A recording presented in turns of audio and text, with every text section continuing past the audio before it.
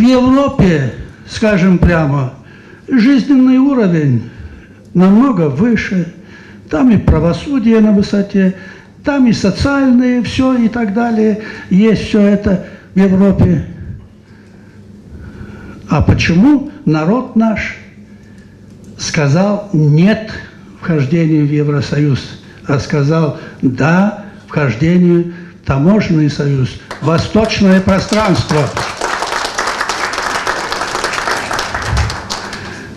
Да потому что вот эта двойная политика, особенно Соединенных Штатов и Евросоюза, которые фактически поддержали и поддерживают унионистские устремления соседнего государства Румынии и никогда не выступали против этой политики Румынии, члена Евросоюза и члена НАТО,